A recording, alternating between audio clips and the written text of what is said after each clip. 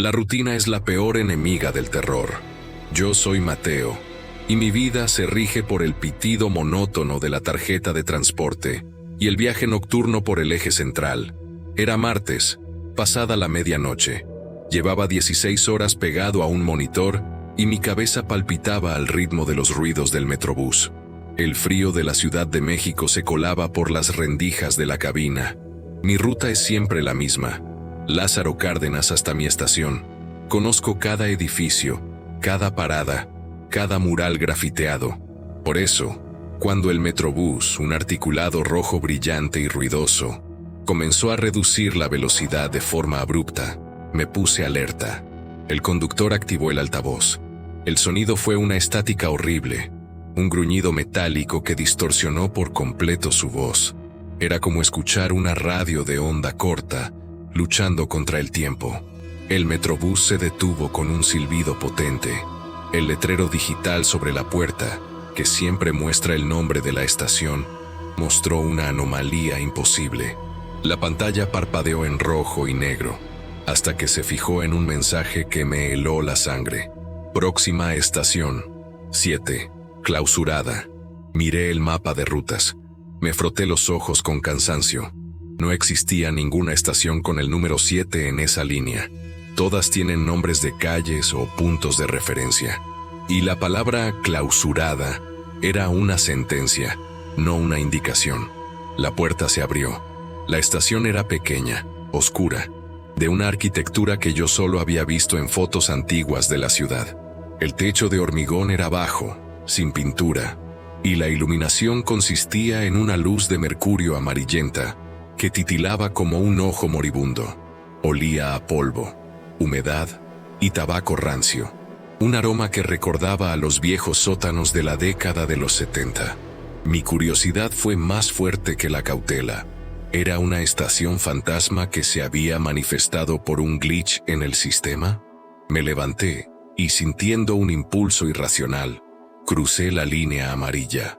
«Disculpe, conductor», le pregunté a la figura detrás del cristal polarizado. ¿Estamos en servicio o es un error? El conductor no me miró. Era una silueta inmutable. Solo hizo un gesto seco con la mano, indicándome que me apurara. Detrás de mí, el pitido de cierre de puertas era urgente, desesperado. Me bajé a la plataforma, y en ese instante, el Metrobús se fue. El salto al pasado inconcluso. El articulado rojo vibró al acelerar, y ese fue el último sonido de mi realidad. El Metrobús desapareció, y con él, el mundo de 2025. El silencio que siguió no era la ausencia de sonido, era la extinción del sonido. Era un silencio opresivo que presionaba mis tímpanos. Sentí una caída de temperatura inmediata, un frío que venía del hormigón. Me giré hacia donde debería estar la calle principal. Ya no había tráfico, ni edificios altos modernos, ni las luces de neón que había visto un minuto antes. Solo una espesa neblina marrón, viscosa, que envolvía los límites de la estación como si estuviera flotando en un vacío. La niebla olía a tierra húmeda y cal, un olor a obra abandonada. Saqué mi teléfono, mi ancla al presente. El teléfono se encendió. El icono de la señal estaba muerto. El Wi-Fi decía, red, fuera de sincronía, valor crítico, en 50 años. Intenté abrir cualquier aplicación. La pantalla se llenó de un código de error negro que decía, en letras rojas pixeladas, la estación 7 se clausuró oficialmente el 15 de mayo de 1975. Abordaje no autorizado. Tragué saliva. 1975. La estación en sí era la prueba. Las baldosas del suelo eran de un color verde hospital, agrietadas y manchadas. En las paredes encontré grafiti antiguo con un estilo de letra que no se usa hoy en día, y consignas políticas de esa época. Encontré un mapa de rutas descolorido. No mostraba autobuses modernos, sino un sistema de trolebús o tranvía, con líneas planeadas que nunca se construyeron. Al pie del mapa, la leyenda estaba escrita a mano con tinta desvanecida, sellada con un sello oxidado. Dirección de Obras Públicas. Fecha: 1975. Esta no era una estación de 2025. Era la proyección perfecta de un proyecto de transporte abandonado en 1975. El Metrobús moderno, al detenerse aquí, había abierto una puerta dimensional a un lugar que nunca llegó a existir del todo. El muro de la condena. El pánico me hizo correr hacia la salida. Llegué a la barrera de salida, donde deberían estar los torniquetes de acero cromado y la rampa que lleva a la acera. Pero del otro lado de los torniquetes, no había calle. Solo un muro de concreto gris grueso y liso. Era un muro imponente, sin juntas, sin textura. Era el color y la consistencia del cemento moderno que se había curado recientemente. Toqué la pared. Estaba fría y húmeda. Mi realidad de 2025. La ciudad que había dejado me había sellado. El momento en que el Metrobús partió, el tiempo se realineó y colocó una barrera infranqueable, cerrando el agujero que yo había cruzado. Golpeé el muro con los puños hasta que mis nudillos sangraron. «Ayúdenme, estoy aquí», grité, y mi voz se convirtió en un eco vacío, sin respuesta. No estaba solo en la estación. Estaba solo en un limbo creado por un proyecto de transporte abortado. Me apoyé contra una columna de cemento. Sentí una leve vibración en el hormigón, un zumbido eléctrico constante que venía de las profundidades de la estructura. El único camino de vuelta era el siguiente Metrobús, cuando el ciclo de la anomalía se repitiera. Pero el silencio no era inactivo. La estación de 1975 estaba esperando. La desesperación es un veneno lento, pero la claustrofobia es un golpe rápido. Yo, Mateo, estaba en el limbo de 1975, y mi única realidad era el hormigón agrietado y el silencio absoluto. El muro de cemento de 2025 que sellaba la salida era inexpugnable. No podía demolerlo. No podía escalarlo. Solo me quedaba la exploración. Tenía que encontrar algo que explicara el ciclo o alguna pista sobre la hora exacta en que el próximo Metrobús, mi único salvador, pasaría por la anomalía. La exploración al subsuelo. Dejé la plataforma principal y busqué las escaleras. Encontré unas que descendían a un nivel subterráneo, etiquetadas con un letrero de pintura descascarada que decía: «Mantenimiento, no autorizado». Encendí la linterna de mi celular, que aún funcionaba como tal, aunque sin señal. El haz de luz cortó una oscuridad espesa, llena de telarañas y polvo. El aire aquí era más denso, más frío, con un fuerte olor a óxido y aceite de motor antiguo, un aroma que no existe en el México moderno. Los túneles de mantenimiento eran un laberinto de tuberías oxidadas y cables cortados. El zumbido eléctrico que había sentido en la parte 1 era mucho más fuerte aquí abajo. Era un zumbido bajo y constante, como un transformador que luchaba por encenderse. Caminé lentamente, sintiendo la textura arenosa del suelo bajo mis tenis. Cada paso resonaba con un eco distorsionado que me hacía sentir observado. En un cuarto de herramientas, encontré la historia de la estación 7. El cuarto estaba lleno de herramientas cubiertas de una capa gruesa, de polvo de 49 años. En un escritorio metálico, encontré un casco de seguridad de color amarillo mostaza, con el logo de una constructora que no reconocí. Bajo el polvo, leí unas iniciales pintadas a mano: ERG. Al lado del casco, encontré una libreta de bitácora con las tapas hinchadas por la humedad. Las páginas internas estaban amarillentas, pero la tinta seguía siendo legible. 1975. El fracaso del proyecto.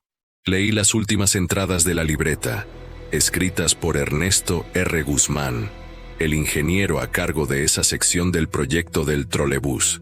14 de mayo de 1975. El equipo de la dirección reporta recortes presupuestales severos. La estación 7 será la primera en ser clausurada. Demasiado costoso. Siento que todo el esfuerzo será olvidado. Esto es una vergüenza para la ciudad. 15 de mayo de 1975. Me han ordenado sellar los túneles y dejar los equipos. Siento que dejo mi alma aquí. Este proyecto tenía futuro. El silencio después de que los trabajadores se fueron es absoluto. La estación está viva, esperando la corriente. 16 de mayo de 1975. No pude irme. Me quedé a revisar la alimentación eléctrica por última vez. La luz de mercurio sigue encendida. Me pregunto si el tiempo también se irá cuando la cierren por completo. La escritura termina abruptamente con una mancha de óxido. Ernesto R. Guzmán, el ingeniero, el hombre que sintió que su alma se quedaba en el proyecto. Él fue el primer atrapado. Levanté el casco y el cuaderno. Sentí una ola de frío proveniente de los objetos, como si acabara de tocar la mano de un muerto. La manifestación del guardián. Justo cuando estaba leyendo el cuaderno, la linterna de mi celular comenzó a parpadear violentamente. El zumbido eléctrico en la pared se elevó a un tono estridente. Me giré. El cuarto de herramientas tenía una pequeña ventana que daba a un pasillo inundado de agua estancada y sucia. En el reflejo de esa agua, vi una forma.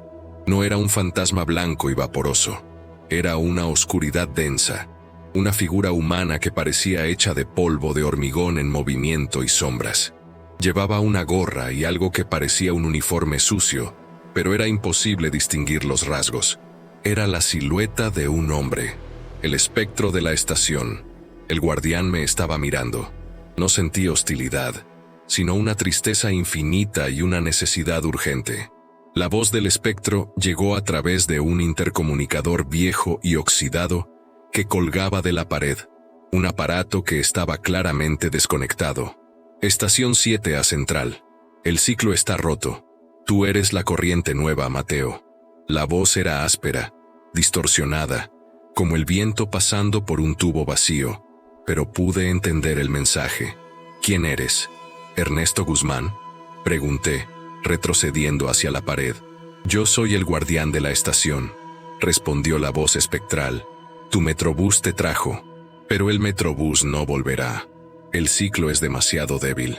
Tiene que haber otro camino. ¿Cómo salgo de aquí?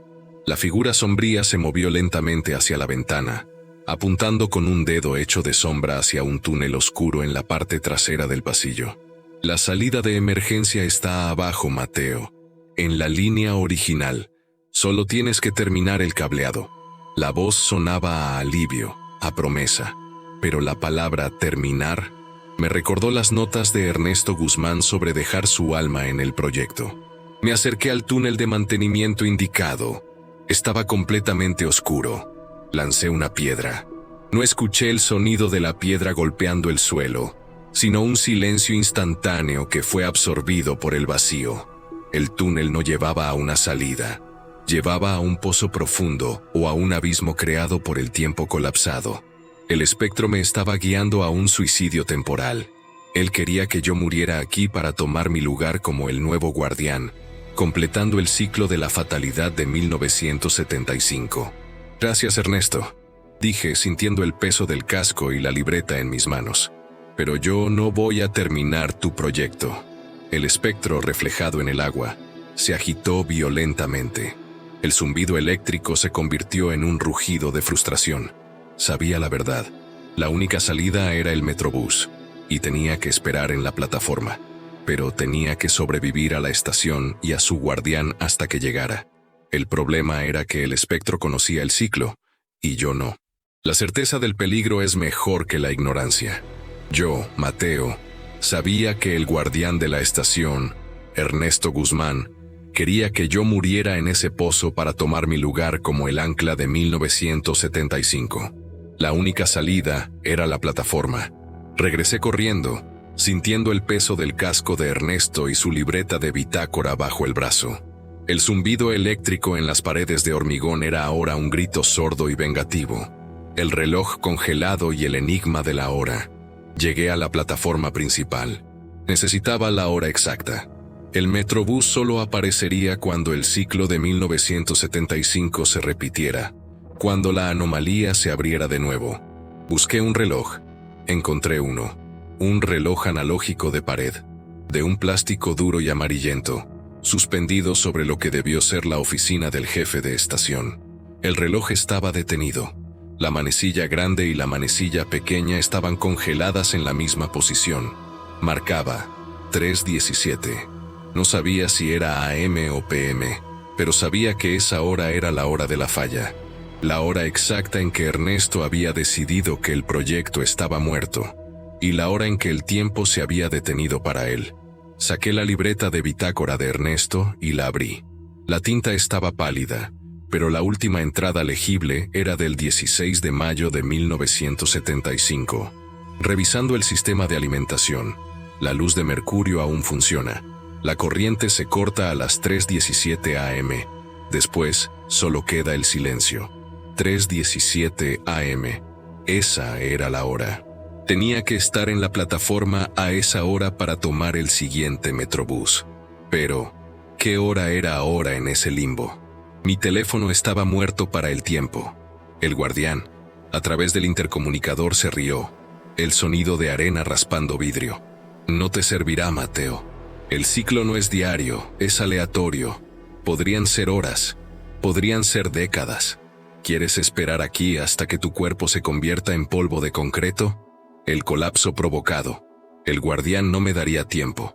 La estación, en respuesta a su furia, comenzó a desintegrarse. El zumbido eléctrico se elevó a un aullido. Las grietas en las paredes de hormigón se expandieron audiblemente, soltando chorros de polvo fino. Del techo cayeron fragmentos de varilla oxidada. «Si tú no te quedas, yo me encargaré de que nada quede», gritó el guardián a través del intercomunicador. «Tú de 2025 no vas a borrar mi proyecto». La luz de mercurio sobre la plataforma comenzó a explotar, una tras otra, dejando la estación en una oscuridad casi total, rota solo por el haz tembloroso de mi celular. Corrí a refugiarme detrás de un viejo panel de anuncios descolorido. Sentí el suelo temblar. Debajo de la plataforma, la maquinaria abandonada de 1975 estaba siendo activada por la energía espectral del guardián, intentando destruir el portal. El panel de anuncios se dobló bajo la fuerza de la vibración. Sabía que no aguantaría mucho. La oferta final del espectro. En medio del estruendo del colapso, la voz de Ernesto Guzmán regresó. Esta vez más clara, casi suplicante. «Mateo, espera. Si regresas a tu tiempo, a ese futuro que yo nunca vi, prométeme que terminarás la estación 7. Usa tus códigos de 2025, tus recursos. Termina lo que yo empecé». La voz espectral me estaba tentando. Me estaba ofreciendo la hora exacta a cambio de mi voluntad en el futuro. Si aceptaba, me convertiría en su marioneta, obligado a construir una estación fantasma por el resto de mi vida. «No voy a ser tu constructor fantasma», grité, aunque mi voz se ahogó en el polvo. «Entonces morirás sin ver la luz de tu ciudad», respondió el guardián. El cebo temporal. La destrucción era total. El techo de la plataforma comenzó a ceder con un crujido de metal oxidado. Me di cuenta de algo crucial. El Metrobús de 2025 no paraba por casualidad, paraba porque la energía residual de 1975 alcanzaba un pico de resonancia. Revisé la libreta de Ernesto Guzmán por última vez. Entre las páginas, encontré un trozo de papel arrugado, de un color azul verdoso desvanecido.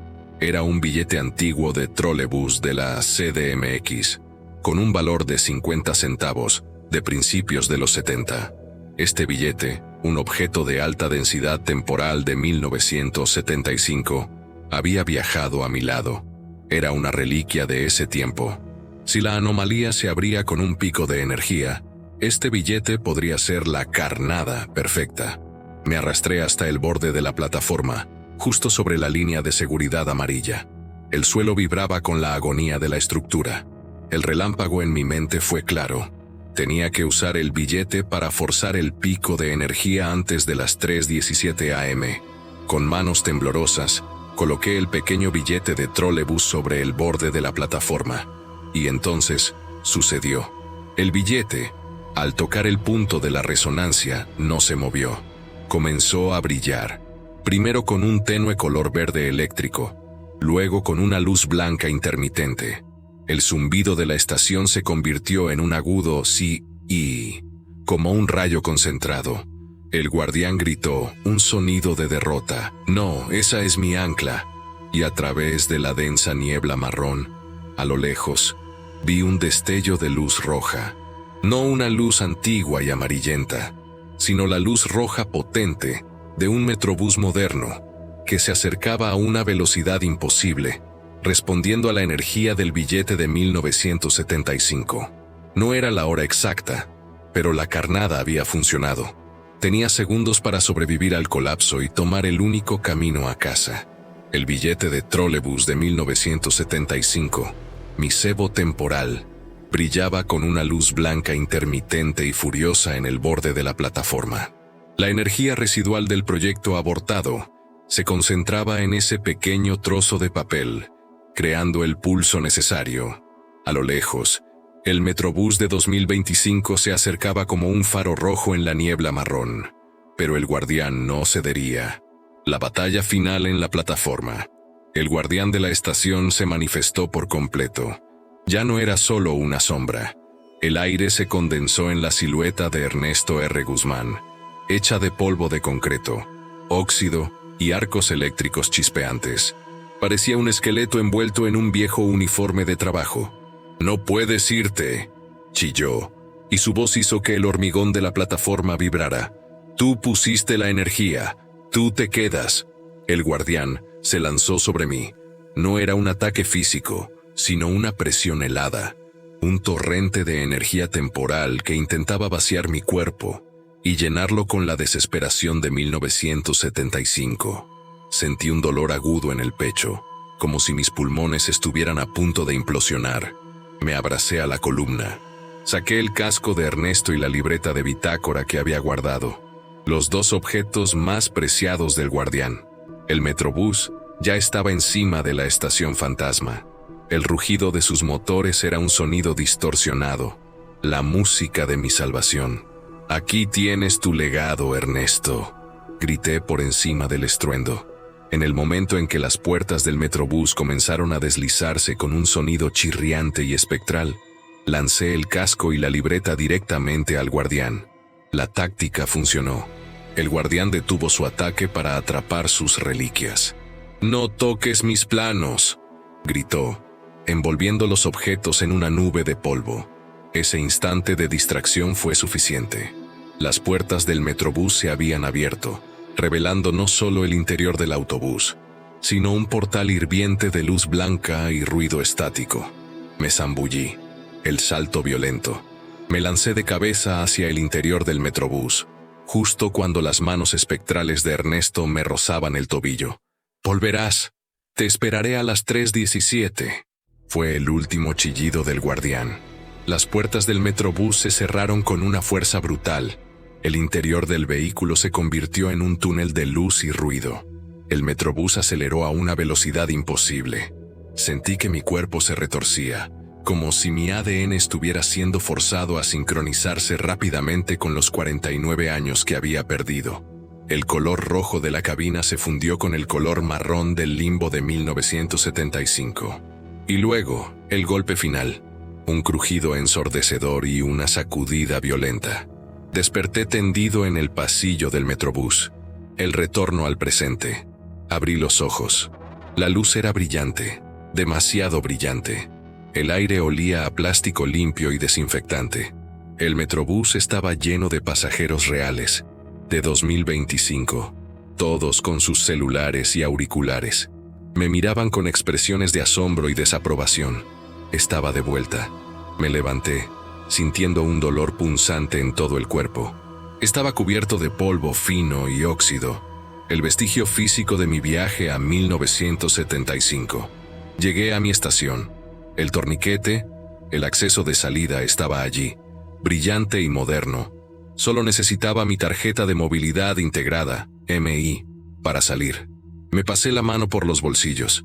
El guardián no me había quitado nada, salvo mi paz mental. Encontré mi cartera y saqué mi tarjeta MI, el delgado plástico con el chip RFID. Pero la tarjeta no se veía normal. El legado de 1975. La tarjeta MI, que debería ser completamente lisa, estaba abombada y tenía una mancha oscura permanente. Con terror creciente, vi que el plástico de mi tarjeta estaba fundido de una manera peculiar. En el centro, donde va el chip, había un trozo de alambre de cobre corroído y oxidado incrustado permanentemente.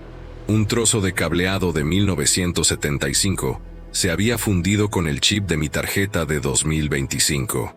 Me acerqué al lector del torniquete. La luz verde parpadeó. Acerqué la tarjeta. El lector del torniquete no emitió el sonido normal. En su lugar, hubo un zumbido bajo y sordo, exactamente igual al zumbido eléctrico que había escuchado en los túneles de la estación 7. El lector emitió un error visual, pero la puerta se abrió. Me alejé del torniquete. Estaba libre. Pero entonces, el terror final. Pegué la tarjeta a mi oído. El chip, el trozo de cobre incrustado, estaba emitiendo un zumbido muy, muy leve. Y en ese zumbido, que era la firma de energía de la estación 7, reconocí un patrón. No era un zumbido estático. Era una voz susurrante, apenas audible, que se repetía sin cesar. La estación 7 necesita ser terminada. Tienes la corriente ahora, 317, 317. El guardián no había ganado, pero tampoco había perdido. Al usar la energía de 1975 para regresar, yo me había convertido en el nuevo vínculo de la estación 7. La anomalía ya no estaba en la calle, estaba en mi bolsillo. Ahora, la energía del proyecto abortado de 1975 dependía de mí para ser terminada. Y la tarjeta era la única manera que el guardián tenía de llamarme de vuelta. Y sabía que, a las 3:17 a.m., la tarjeta vibraría con la fuerza de una estación esperando su conductor.